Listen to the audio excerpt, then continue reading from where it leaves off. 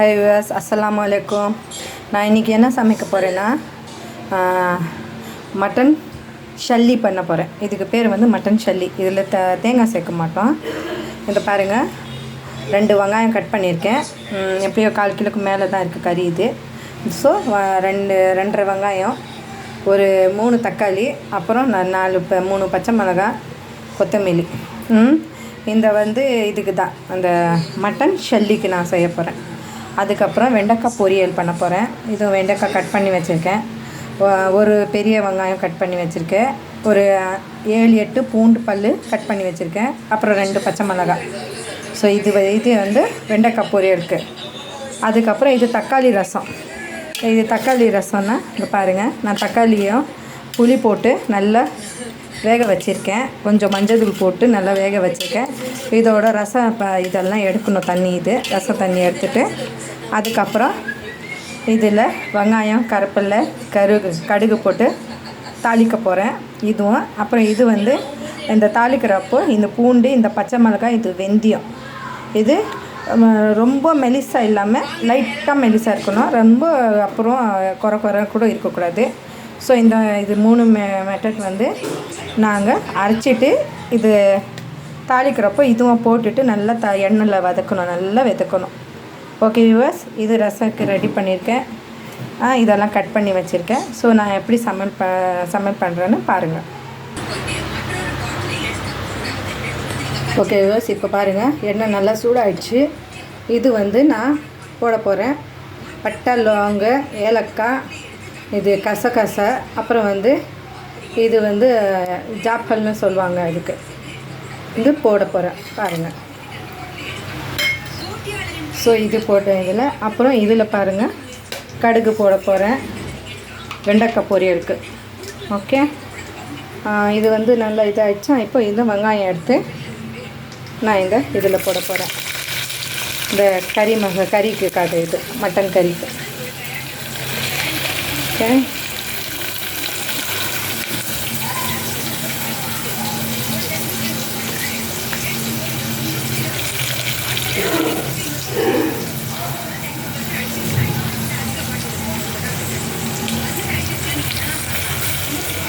So இதுவும் ready ஆகிடுச்சு, நல்லா சூடாகிடுச்சு. ஸோ இதுக்கும் நாங்கள் போட்டுடலாம் வெங்காயம்,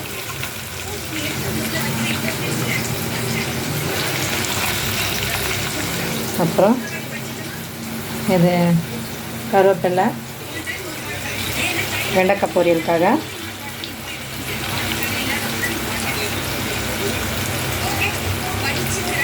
பாருங்கள்.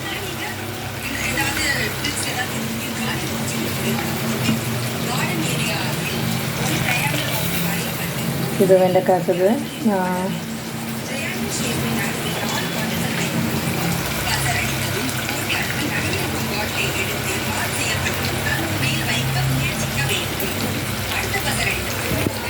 ஸோ இப்போ நான் வந்து இதில் பூண்டு, பச்சை மிளகாய் போடுறேன். பூண்டு, பச்சை மிளகாய். இது என்னென்னா வெங்காயம் இந்த நல்லா ப்ரௌன் கலர் வரப்போ இது எல்லாமே மொத்தமாக கொஞ்சம் கொஞ்சோண்டு போட்டுட்டா நல்லா ப்ரௌன் ஷீட்டாக வந்துடும். இப்போ வெண்டைக்காய் போட போகிறேன். வெண்டைக்காய் போட்டுட்டு அதுக்கப்புறம் கொஞ்சம் மிளகாத்தூள், மஞ்சள் தூள், தனியா தூள் போட போகிறேன். அதுக்கப்புறம் கொஞ்சம் சால்ட்டு. ஏன்னா இந்த வெண்டைக்காய் சீக்கிரம் வெந்துடும். ஸோ அந்த வெங்காயம் இதெல்லாம் ஆகிறதுக்கு இதுவும் ஆகிறதுக்கு கரெக்டாக இருக்கும். ஒரு டைம் வேஸ்ட் பண்ணுறது தேவையில்லை. இதை அப்படியே பண்ணிக்கலாம். ஸோ நல்லாயிருக்கும் இது. ஸோ நீங்கள் லைக் பண்ண மாட்டேங்கிறீங்க, ஷேர் பண்ண மாட்டேங்கிறீங்க, பெல் பட்டன் ப்ரெஸ் பண்ணுங்கள், கமெண்ட் ஏதாவது கொடுங்க. நான் எப்படி பண்ணுறேன், என்ன சமையல் பண்ணுறேன்னு அது கொஞ்சம் பார்த்து சொன்னால் நல்லாயிருக்கும். இது SR சாரா கிச்சன்.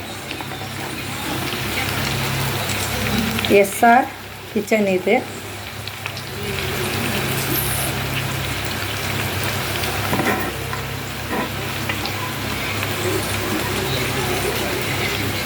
SRனா என் பேரனும் பேத்தியோட ஸ்டார்டிங் லெட்டர். அது S சாரா, R ரயான்.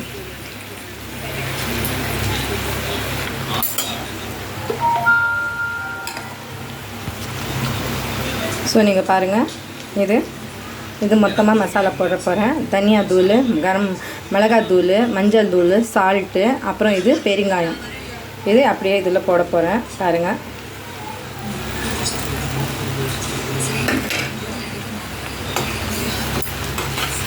வெண்டைக்காய் அதிகமாக சாப்பிட்டா நல்லது. அட்லீஸ்ட் வாரத்தில் 2 வாட்டியாவது வெண்டைக்காய் எடுக்கணும். ஏன்னா அது மூளைக்கு ரொம்ப நல்லது. ஹெல்த்தியான பொருள் இது வெண்டைக்காய். நான் எங்கள் வீட்டில் வாரத்தில் 2-3 வாட்டி காய்கறி நல்லா சமைப்பேன். நான்வெஜ் இருந்தால் கூட வெண்டைக்காய் இந்த மாதிரி கேரட்டு, பீன்ஸு, கீரை வகை எல்லாமே சமைப்பேன். சேர்த்து தான் சமைப்பேன். ஸோ இது ரெடி ஆகிடுச்சு. இதுவும் இன்னும் லைட் ப்ரௌன் தான் ஆகுது. இதுவும் லைட் ப்ரௌன் ஆகிட்டே வருது. இன்னும் நல்லா லைட் ப்ரௌன் ஆனால் தான் இதில் இஞ்சி பேஸ்ட்டு போடணும். நான் இந்த பெருங்காயம் தான் யூஸ் பண்ணுறேன். நீங்கள் பார்த்துருப்பீங்க, பிக் பாஸில் காமிப்பாங்க. ஸோ இது ரொம்ப நல்லா இருக்குது. நல்லா டேஸ்டியாக கூட இருக்குது இந்த பெருங்காயம். நான் ஆட் பண்ணல, நான் சொல்கிறேன். ஸோ பாருங்கள், இஞ்சி பேஸ்ட்டு போட போகிறேன். இது 2 ஸ்பூனு. இன்னும் கொஞ்சோண்டு சேர்த்து போட்டுக்கலாம்.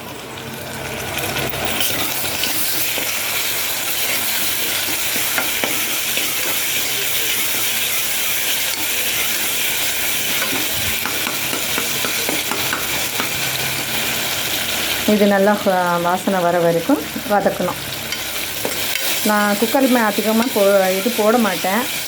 மட்டன் இருக்கனால கொஞ்சோண்டு 1-2 சீசி வர வரைக்கும் நான் கொஞ்சம் குக்கரில் போடுறேன். அவ்வளோதான். நான் அதிகமாக குக்கர் யூஸ் பண்ணுறதில்ல. ஏன்னா அந்த ஹார்ட்டுக்கு அவ்வளோ நல்லதில்லை சொல்லுவாங்க. குக்கரில் ஆவி இது உள்ளுக்குள்ளே இருக்கும். இந்த ஹெல்த்துக்கு அவ்வளோவா நல்லா. பருப்பு அந்த மாதிரி தான் நான் குக்கரில் வேக வச்சுட்டு சமைப்பேன். மற்றதுக்கெல்லாமே அப்படியே கடாயில் இல்லைன்னா ஷட்டலில் தான் போடுவேன். ஸோ இந்த மட்டன் மட்டும் தான் நான் கொஞ்சம் போட்டிருக்கேன். ஸோ இதுவே நல்ல வாசனை வருது.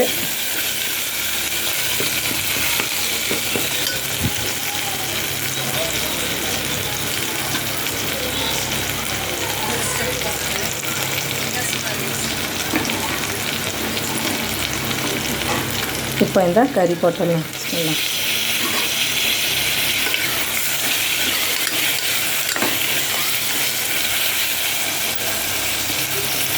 இந்த கறி போடுறப்போ 1 ஸ்பூன் சால்ட்டு போட்டோம்னா அப்போ தான் கறியில் நல்லா டேஸ்ட்டு வரும்.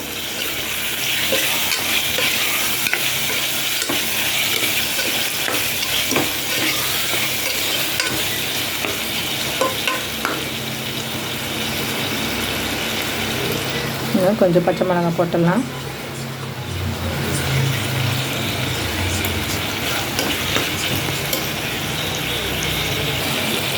நான் இதுக்கு மஞ்சள் தூள், தனியா தூள், மிளகாய் தூள் 1 ஸ்பூன், மிளகாய் தூள், தனியா தூள் 1 ஸ்பூன், மஞ்சள் தூள் 1/4 ஸ்பூன் போட்டு இது போடுறேன். இதில் நான் கரம் மசாலாலாம் சேர்க்க மாட்டேன். ஏன்னா ஏற்கனவே நான் பட்டை, லோங்கு, ஏலக்காய்லாம் போட்டிருக்கனால இதில் கரம் மசாலா சேர்க்க மாட்டேன். இந்த ஷல்லிக்கு மட்டன் ஷல்லிக்கு கரம் மசாலா இதில் சேர்த்தா டேஸ்ட்டு கொஞ்சம் டிஃப்ரெண்ட்டாக வந்துடும். இதே மசாலாவே ரொம்ப நல்ல டேஸ்ட்டாக வரும். இது ரொட்டிக்கு சாப்பிட்லாம், சப்பாத்திக்கு சாப்பிட்லாம், அந்த பகாரா சோறுக்கு சாப்பிட்லாம். இது மட்டன் கிரேவி, இந்த ஷல்லி அவ்வளோ நல்லாயிருக்கும். வியூவர்ஸ், இன்ஷால்லா நீங்களும் சமைச்சு பாருங்கள், உங்களுக்கும் நல்லா பிடிக்கும் போராட்டி. ஆனால் நல்லா நல்லா இந்த எண்ணெயிலேயே நல்லா விதைக்கணும். அதுக்கப்புறம் தான் ஒரு 1.5 கிளாஸ் தண்ணி போட்டுட்டு நாங்கள் இதில் வச்சிடலாம். இப்போ நான் தக்காளி போட்டுறேன்.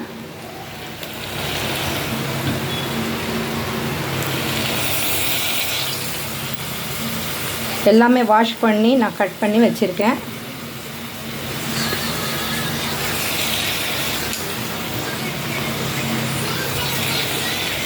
பாருங்கள், போட்டேன்.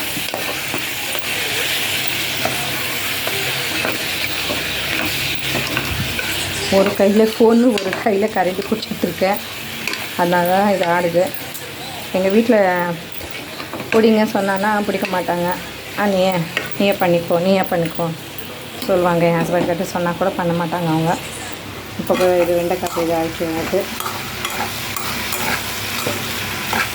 நான் ரொம்ப இதில் வைக்கல, சிம்மில் தான் வச்சு, வெண்டைக்காய் தான் சிம்மில் வச்சு பண்ணிங்கன்னா அவ்வளோ நல்லா வெந்துடும், நல்லா டேஸ்ட்டாக கூட இருக்கும். கீழே அடியும் பிடிக்காது பாருங்கள், கீழே அடியும் பிடிக்கல. வேணும்னா நீங்கள் இங்கே மேலே தேங்காய் கொஞ்சம் இது கொரன்னு அரைச்சி கூட போட்டுக்கலாம். ஸோ இங்கே பண்ணுறேன், இது மூடி வச்சிடுறேன். ஓகே, அப்புறம் இது மட்டன், இது கூட இந்த ரசம் இல்லை இந்த தக்காளி, நான் இப்போ தக்காளி ரசம் பண்ண போகிறேன்னே, அது அவ்வளோ டேஸ்ட்டாக இருக்கும். ஒரு பிடிச்சிக்கலாம், அவ்வளோ நல்லாயிருக்கும் சாப்பாடு. எங்கள் அம்மா நிறைய வாட்டி இந்த மாதிரி செய்வாங்க. எங்கள் அம்மா, எங்கள் பெரிய அம்மாலாம் இந்த மாதிரி வீட்டில் நாங்கள் சின்ன வயசில் இருந்தப்போ நிறைய செய்வாங்க. ஸோ அதெல்லாம் எனக்கு, நான் குக்கிங் அப்படி தான் சின்ன வயசுலேருந்து எங்கள் அம்மா கூட எல்லாம். ஆனால் நான் சமைக்கிறதுக்கு விட மாட்டாங்க. கூட நின்று பாரு, நீ பார்த்தாலே உனக்கு கற்றுக்கும் சொல்லுவாங்க. ஸோ அதே மாதிரி நான் கூட நின்று பார்ப்பேன். ஏன்னா எங்கள் வீட்டில் அதிகமாக வேலை செய்கிறதுக்கு எங்களுக்கு விட மாட்டாங்க. ஜஸ்ட்டு நாங்கள் பார்க்கணும், அது பார்த்தாலே உங்களுக்கு மன இது அப்படியே இறங்கிச்சோம் தழுல. ஸோ உங்களுக்குன்னு நான் சமைக்கிற டைம் கிடைக்கும், அப்போ நீங்கள் சமைச்சு இவங்க பண்ணுங்கள். எப்போ பாரு சமைக்கிறது வேலை, வீட்டு வேலைலாம் செய்யக்கூடாது, அதுக்கு ஒரு டைம் இருக்குது சொல்லுவாங்க. ஸோ கல்யாணம் முடிஞ்சிச்சு அப்புறம் தான் அந்த டைம் எங்களுக்கு வந்திருக்கு. இது வரைக்கும் அந்த டைம் முடியல எனக்கு. கல்யாணம் முடிஞ்சு கூட இவ்வளோ வருஷம் ஆயிடுச்சு. கிராண்ட் மதர் கூட ஆகிட்டேன், அது ஆயிடுச்சு. ஆனால் இதுவும் எனக்கு ரெஸ்ட்டே இல்லை. ஸோ எனக்கு ரெஸ்ட் இல்லைன்னா பரவாயில்ல, நாங்கள் வேலை செஞ்சால் எங்கள் ஹெல்த்துக்கு நல்லது சொல்கிறேன். உங்கள்கிட்ட ஏதாவது பேசணும் இல்லை, அதில் மனசில் இருக்குது சொல்கிறேன். ஸோ இது நல்லா தக்காளி சாஃப்ட் ஆகிடுச்சு பாருங்கள். சால்ட்டு நான் போட்டேன், எல்லாம் போட்டேன். இப்போ கொஞ்சம் நேரம் 1.5 கிளாஸ் தண்ணி போட்டுட்டு அதுக்கப்புறம் நான் குக்கர் கொஞ்சம் மூடிடுறேன். அதுக்கப்புறம் நான் காமிக்கிறேன். தண்ணி போட்டுட்டேன். இப்போ இது கொத்தமல்லியும் போட்டுடுறேன்னா ஒரு 2 விசில் வந்துட்டு அப்புறம் இறக்குனா போதும். ஸோ எல்லாமே ஆயிடுச்சு இதெல்லாம் போட்டுனா.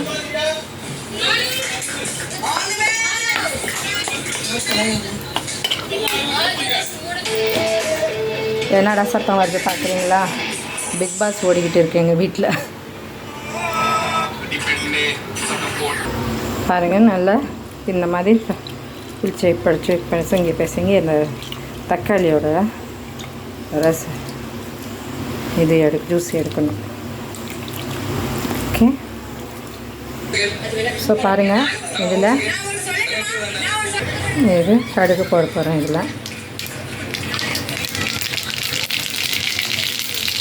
தக்காளி ஃபுல்லாக ரசம் எடுத்துட்டேன்.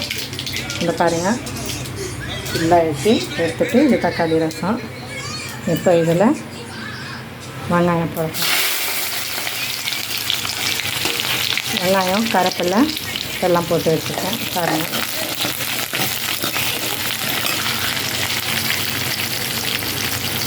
பாருங்கள் நல்லா அரைச்சிட்டேன். கொரன்னு இந்த மாதிரி கொரன்னு அரைச்சிட்டேன். ஓகே,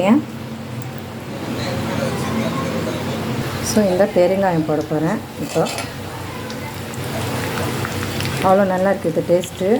அப்படியே பெருங்காயம் கட்டி எப்படி இருக்குமோ அந்த மாதிரி இருக்குது. ஸோ நல்லா டேஸ்ட்டாக இருக்கும் இதில் ரசத்தில், வெண்டைக்காய் பொரியல், காரக்குழம்புல எல்லாம் போட்டால் ஸோ நல்லா டேஸ்ட்டாக இருக்கும். பாருங்கள், இப்போ நான் இதை அரைச்சி இருக்கிறது இதுவும் போட போகிறேன். அதுக்கப்புறம் கொஞ்சம் தனியாந்தூள் போட போகிறேன். ஏன்னா முதல்ல நான் மஞ்சள் மட்டும் தான் போட்டேன். மஞ்சள், புளி, தக்காளி போட்டு தான் நான் நல்லா வேக வச்சேன். இதில் சால்ட்டும் வச்சுருக்கேன், 1.5 ஸ்பூன் சால்ட்டு. உங்களுக்கு தேவையான நீங்கள் சால்ட்டு போட்டுக்கலாம். பாருங்கள், இப்போ நான் இந்த மசாலா போட போகிறேன். அப்படி ஒரு வாசனையாக வரும் இதில். இந்த இப்போ இது வதக்கிறப்பவே அவ்வளோ டேஸ்ட்டான வாசனை வரும்.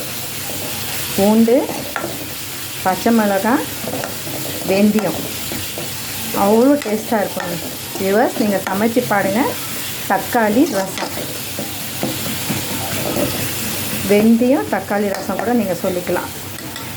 ஸோ அவ்வளோ டேஸ்ட்டாக இருக்கும் இது. நீங்கள் பாருங்கள், இது சால்ட்டும் தனியா தூளும் நான் போடுறேன்.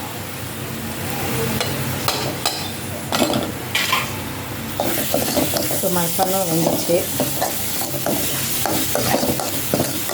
நான் கம்மியாக எண்ணெய் போட்டிருக்கேன். உங்களுக்கு வேணும்னா இன்னும் கொஞ்சம் ஜாஸ்தியாக போட்டுக்கலாம்.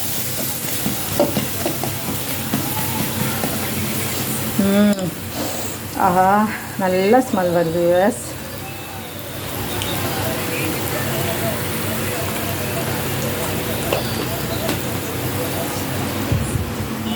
இதில் இது போட்டுட்டு கொஞ்சம் நல்லா கொதி வரப்போ கொத்தமல்லி போட்டுட்டு ஆஃப் பண்ணிடலாம்.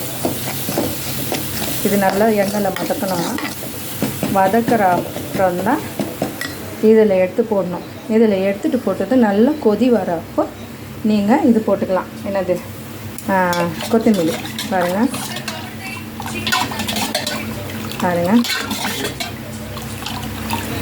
எதுவுமே நான் இதில் சேர்க்கலை. வெறும் மஞ்சள் தூள், தனியா தூள், மிளகாய் தூள் சேர்க்கக்கூடாது. ஏன்னா நாங்கள் பச்சை மிளகாய் போடுறோம்ல, அதனால மிளகாய் தூள் சேர்க்கக்கூடாது. ஸோ இது நல்லா ரெடி ஆகிடுச்சு பாருங்கள். நல்லா வாசனை வருது, நல்லா இதாகிடுச்சு. இப்போ இந்த ரசம் எடுத்து இதில் போட்டுடலாம். அப்போ தான் கொஞ்சம் கூட எதுவுமே ஒட்டா மாதிரி இருக்கக்கூடாது. ஓகேங்க.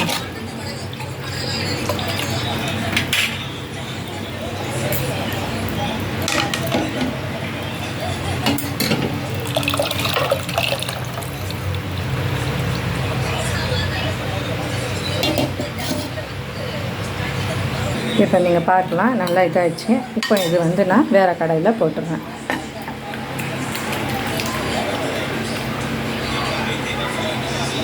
ஃபுல்லாக க்ளீன் ஆகிடுச்சு. பாத்திரம் பார்த்துக்கலாம். பாருங்கள், இது கொஞ்சம் தண்ணியை வந்து இந்த கிரேவி கொஞ்சம் லைட்டாக இருக்கணும் மாதிரி இருக்கணும். இது இவ்வளோ அதிகமாக இருக்கக்கூடாது. மட்டனுக்கு ஒட்டுற மாதிரி இந்த கிரேவி இருக்கணும். அப்போ தான் அந்த டேஸ்ட்டு நல்லாயிருக்கும். அப்புறம் இது நான் சொன்னேன்ல, இது ரெடி ஆகிடுச்சு. இது நல்லா கொதி வந்துச்சு. அப்புறம் கொத்தமல்லி போட்டுட்டு ஆஃப் பண்ணிடலாம். பாருங்கள், நல்லா கொதிக்குது. அப்புறம் ரசம் ரெடி ஆகிடுச்சு. அப்புறம் 2 கப் பொரியலும் ரெடி ஆகிடுச்சு.